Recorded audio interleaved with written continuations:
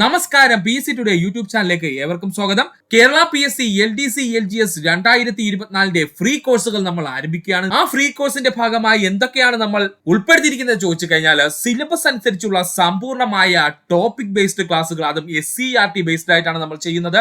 അതുപോലെ തന്നെ ഓരോ ആഴ്ചയും LDC LGS മുൻകാല ചോദ്യങ്ങളും അവയുടെ റിലേറ്റഡ് ഫാക്ട്സും നമ്മൾ ചെയ്യുന്നതാണ്. അതിനോടൊപ്പം തന്നെ PSCയുടെ സ്ഥിരം ചോദ്യ മേഖലകളും അവ പഠിക്കേണ്ട കുറുക്ക് വഴികളും ചർച്ച ചെയ്യുന്ന LDC LGS സൂപ്പർ മാരത്തോൺ എന്നൊരു ക്ലാസ് കൂടി നമ്മൾ ആഡ് ചെയ്തിട്ടുണ്ട്. അപ്പോൾ സുഹൃത്തുക്കൾ എല്ലാവരും നമ്മുടെ ചാനൽ സബ്സ്ക്രൈബ് ചെയ്ത് ഹെൽപ്പ് ചെയ്യുക. അതിനോടൊപ്പം തന്നെ Kerala PSC LDC LGS 2024 free course എല്ലാ സുഹൃത്തുക്കളും മാക്സിമം ഉപയോഗിക്കാൻ ശ്രമിക്കുക. നമുക്ക് സമയം കളയേണ്ട, നമ്മുടെ ഇന്നത്തെ ടോപ്പിക്കിലേക്ക് പോകാം. ഇന്ന് നമ്മൾ നോക്കാൻ പോകുന്നത് ഇന്ത്യയിലെ പ്രധാനപ്പെട്ട സാമ്പത്തിക മേഖലകളെ പറ്റിയാണ്. ഇന്ത്യൻ സാമ്പത്തിക മേഖലയെ അതിന്റെ പ്രവർത്തന മേഖലയുടെ അടിസ്ഥാനത്തിൽ മൂന്നായി തരംതിരിച്ചിരിക്കുന്നു. എത്രയായിട്ടാണ് തരംതിരിച്ചിരിക്കുന്നത്? മൂന്നായിട്ട് തരംതിരിച്ചിരിക്കുന്നു. എങ്ങനെയാണ്? ഒന്നാമത്തതാണ് പ്രാഥമിക മേഖല, രണ്ടാമത്തതാണ് ദ്വിതീയ മേഖല, മൂന്നാമത്തതാണ് തൃതീയ മേഖല. ഈ ഭാഗങ്ങളിൽ നിന്നും PSC ഒരുപാട് ചോദ്യങ്ങൾ ചോദിച്ചിട്ടുണ്ട്. ഇപ്പോൾ ഒരു ട്രെൻഡ് എന്നുള്ള രീതിയിൽ ഈ ഭാഗത്ത് നിന്ന് ധാരാളം ചോദ്യങ്ങൾ PSC ചോദിക്കുന്നുണ്ട്. അതുകൊണ്ട് വിശദമായി തന്നെ നമുക്കിത് പഠിക്കാം. ആദ്യമായി നമ്മൾ പോകാൻ പോകുന്നു പ്രാഥമിക മേഖല. എന്താണ് പ്രാഥമിക മേഖല എന്ന് പറഞ്ഞു കഴിഞ്ഞാൽ, കാർഷിക മേഖല എന്ന പേരിൽ അറിയപ്പെടുന്നു. നമ്മൾ കുഞ്ഞു ക്ലാസ് മുതലേ അല്ലെങ്കിൽ നമ്മൾ PSC പഠിച്ചു തുടങ്ങുന്ന സമയത്തെ നമ്മൾ പഠിക്കുന്നതാണ്. ഇന്ത്യയുടെ സാമ്പത്തിക മേഖല എങ്ങനെയുള്ളതാണെന്ന് ചോദിച്ചാല് കൃഷിയെ സ്വാധീനിച്ചിരിക്കുന്നതാണ്. നമ്മൾ പണ്ട് മുതലേ പഠിച്ചിട്ടുണ്ട്. അപ്പോ കൃഷിയുമായി ബന്ധപ്പെട്ട് വരുന്ന കുറച്ച് മേഖലകളിൽ ചേർന്നതാണ് എന്തെന്ന് പറയുന്നത് പ്രാഥമിക മേഖല എന്ന് പറയുന്നത്. അപ്പോൾ ഫസ്റ്റ് പോയിന്റ് തന്നെ PSC പ്രീവിയസ് ക്വസ്റ്റ്യൻ ആയി ഒരുപാട് തവണ ചോദിച്ചിട്ടുള്ളതാണ്. കാർഷിക മേഖല എന്ന പേരിൽ അറിയപ്പെടുന്ന ഇന്ത്യയുടെ സാമ്പത്തിക മേഖല ഏത്? ഇങ്ങനെയായിരിക്കും PSC ചോദിക്കുന്നത്. ഓർക്കുക, ഏതാണ്? പ്രാഥമിക മേഖലയാണ്. കൃഷി അടിസ്ഥാനമാക്കിയുള്ള സാമ്പത്തിക മേഖലയാണ് പ്രാഥമിക മേഖല. ഇമ്പോർട്ടന്റ് പോയിന്റ് നമ്മൾ പറഞ്ഞു കഴിഞ്ഞു. പ്രകൃതി വിഭവങ്ങൾ നേരിട്ട് ഉപയോഗിച്ച് പ്രവർത്തിക്കുന്ന മേഖലയാണ് പ്രാഥമിക മേഖല. ഇമ്പോർട്ടന്റ് പോയിന്റ് ആണ്.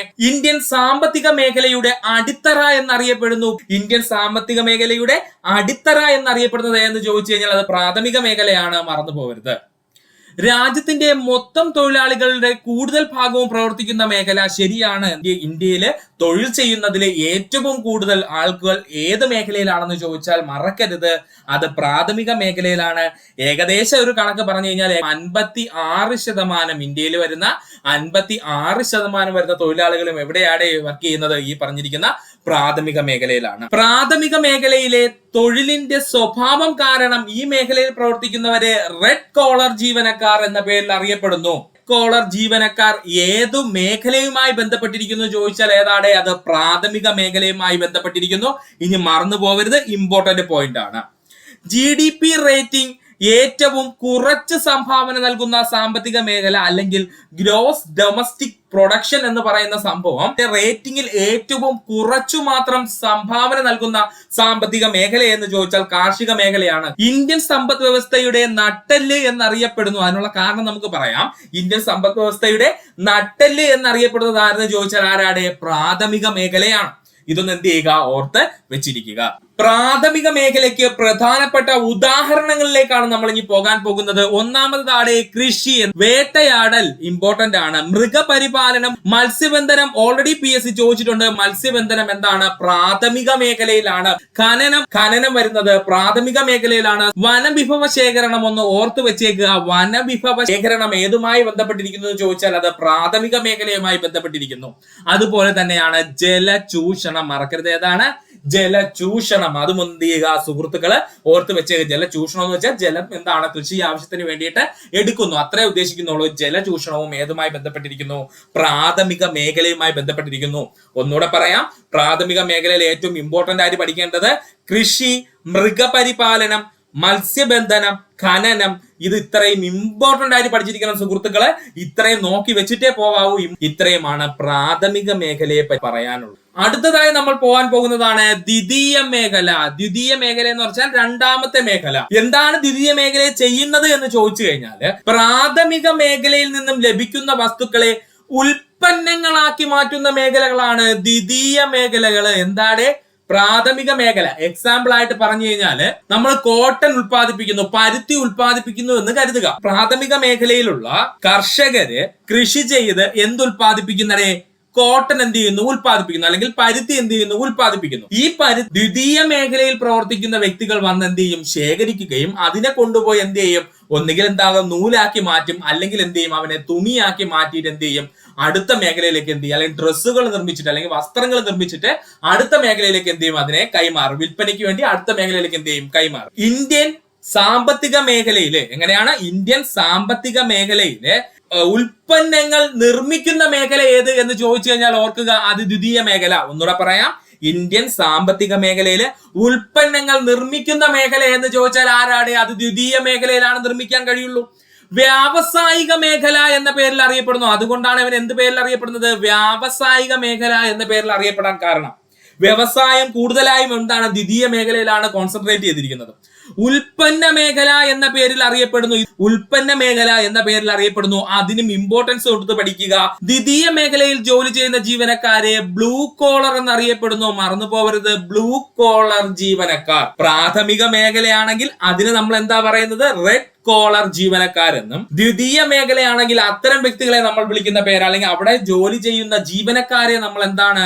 ബ്ലൂ കോളർ ജീവനക്കാർ എന്നറിയപ്പെടുന്നു. ഇമ്പോർട്ടന്റ് പോയിന്റ് ആണ്. ദ്വിതീയ മേഖലയെ രണ്ടായി എന്ത് ചെയ്യുന്നു? വിഭജിച്ചിരിക്കുന്നു. അതാണ് ചെറുകിട യൂണിറ്റുകളും വൻകിട യൂണിറ്റുകളും. എന്താണ് ചെറുകിട യൂണിറ്റും വൻകിട യൂണിറ്റും എന്ന് പറഞ്ഞു കഴിഞ്ഞാല്, എക്സാമ്പിൾ ആയിട്ട് പറഞ്ഞാൽ ഒരു ടെക്സ്റ്റൈൽ ഇൻഡസ്ട്രി എടുക്കുകയാണെന്ന് കരുതുക, അല്ലെങ്കിൽ ഒരു തുണിത്തരങ്ങൾ അല്ലെങ്കിൽ വസ്ത്രങ്ങൾ നിർമ്മിക്കുന്ന ഒരു നിർമ്മാണശാല എടുക്കുകയാണെന്നുണ്ടെങ്കിൽ അത് ഇന്ത്യയുടെ സാമ്പത്തിക മേഖല വെച്ച് നോക്കുന്നെങ്കിൽ എന്താണ്? ഒരു ചെറുകിട യൂണിറ്റ് ആണ്. അതേ സ്ഥാനത്ത് ഒരു ഓട്ടോമൊബൈൽ ഇൻഡസ്ട്രി ആണ് നമ്മൾ എടുക്കണമെങ്കിൽ ഇവർ തമ്മിൽ താരതമ്യം ചെയ്യുമ്പോൾ എന്താ വരുന്നത്?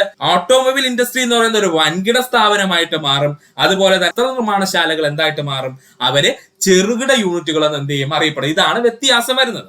സാമ്പത്തിക മേഖലയുടെ പ്രേരക ശക്തികൾ എന്നറിയപ്പെടുന്നത് ദ്വിതീയ മേഖല. മറന്നു പോകരുത്, സാമ്പത്തിക മേഖലയിലെ പ്രേരക ശക്തികൾ എന്നറിയപ്പെടുന്നത് ദ്വിതീയ മേഖലയാണ്. ദ്വിതീയ മേഖലയിലെ ഉൽപാദനക്ഷമത വർദ്ധിപ്പിക്കുന്നതിലൂടെ രാജ്യത്തിന്റെ തൊഴിലവസരങ്ങൾ വർദ്ധിക്കുന്നു. അത് ഇമ്പോർട്ടന്റ് പോയിന്റ് ആണ്. ദ്വിതീയ മേഖലയിൽ ഉൽപാദനക്ഷമത വർദ്ധിക്കുന്നതിനനുസരിച്ച് രാജ്യത്തിന്റെ തൊഴിലവസരങ്ങളും എന്ത് ചെയ്യും? വർദ്ധിക്കും. അതൊന്ന് ഓർത്തു വെച്ചേക്കുക.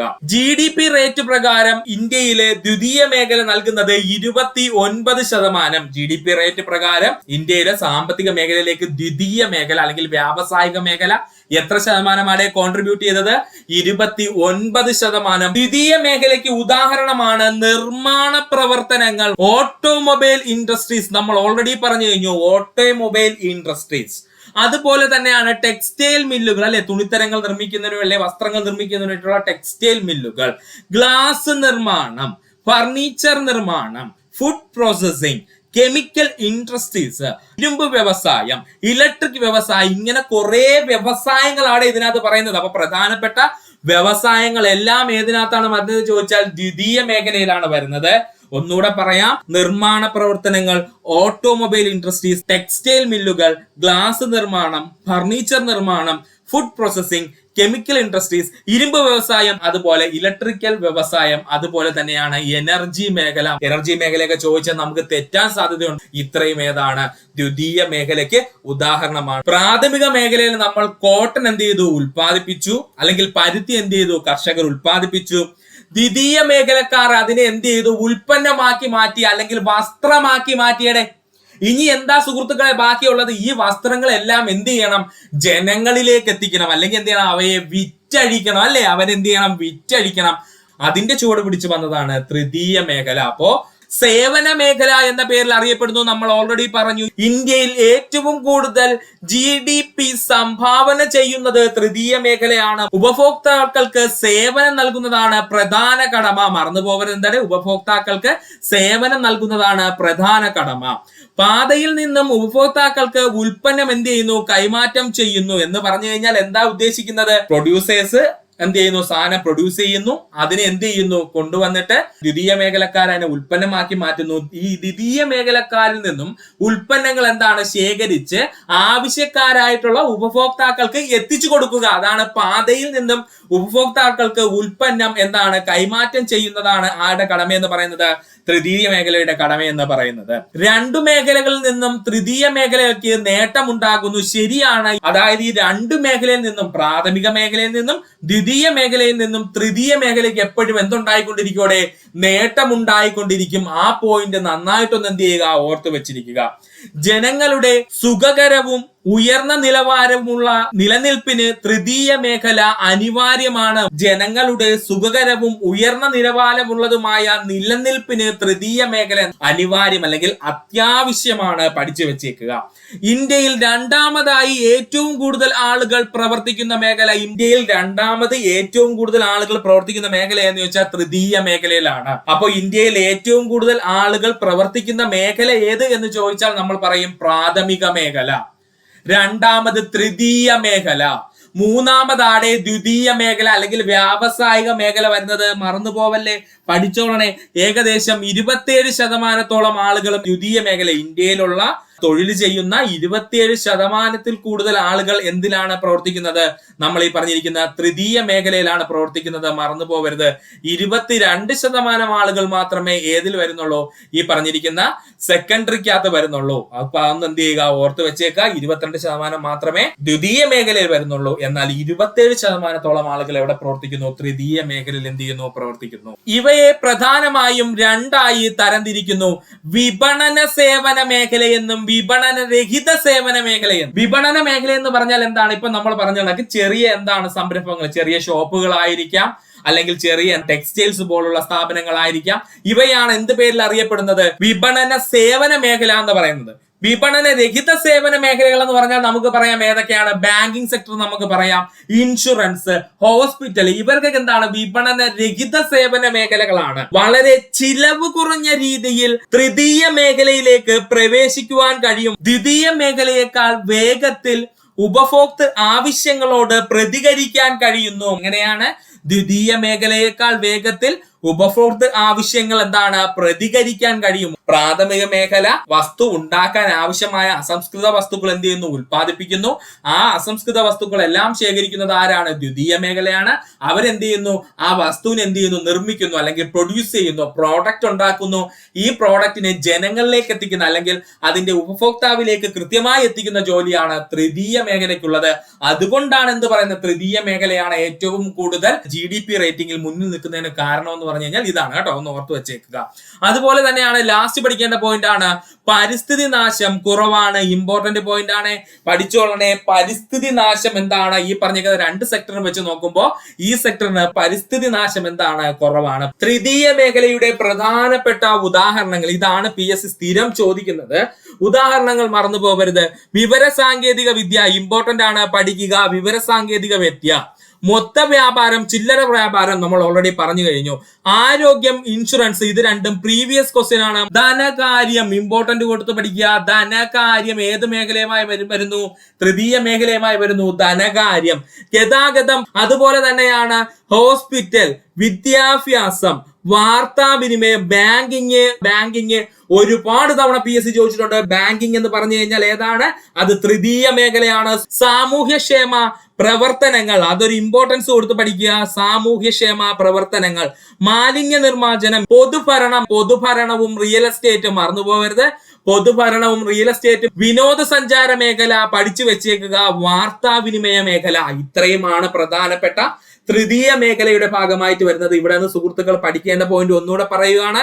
ആരോഗ്യം, ഇൻഷുറൻസ്, ധനകാര്യം, ഗതാഗതം, വാർത്താവിനിമയം, ബാങ്കിങ്, അതുപോലെ തന്നെ മാലിന്യ നിർമ്മാർജ്ജനം, സാമൂഹ്യക്ഷേമ പ്രവർത്തനങ്ങൾ, പൊതുഭരണം, റിയൽ എസ്റ്റേറ്റ്, ഇത്രയും വ്യക്തമായിട്ട് പഠിച്ചിരിക്കണം. അതിൽ തന്നെ ഇൻഷുറൻസും ബാങ്കിങ്ങും അതുപോലെ റിയൽ എസ്റ്റേറ്റും വ്യക്തമായി തന്നെ പഠിച്ചിരിക്കണം. ഇത് മൂന്നും പ്രീവിയസ് ആയി PSC ചോദിച്ചിട്ടുണ്ട്. അതുകൊണ്ട് സുഹൃത്തുക്കൾ നന്നായിട്ട് പഠിക്കുക. ഇത്രയുമാണ് പ്രധാനപ്പെട്ട ഇന്ത്യയിലെ സാമ്പത്തിക മേഖലയുമായി ബന്ധപ്പെട്ട് പഠിക്കേണ്ടത്. ഈ പറഞ്ഞിരിക്കുന്ന ഉദാഹരണങ്ങൾ സുഹൃത്തുക്കൾ നന്നായിട്ട് പഠിച്ചിട്ട് പോവുക. ഈ ചാനലിന്റെ വളർച്ച എന്ന് പറയുന്നത് സുഹൃത്തുക്കളെ നിങ്ങളുടെ സബ്സ്ക്രിപ്ഷനും അതിനോടൊപ്പം തന്നെ നിങ്ങളുടെ സപ്പോർട്ടുമാണ്. ഒത്തിരി സുഹൃത്തുക്കൾ ഇപ്പോഴും സബ്സ്ക്രൈബ് ചെയ്യാതെ കാണുന്നുണ്ട്. ദയവ് ചെയ്ത് സബ്സ്ക്രൈബ് ചെയ്ത് ഈ ചാനൽ ഒന്ന് സപ്പോർട്ട് ചെയ്യുക, സഹായിക്കുക.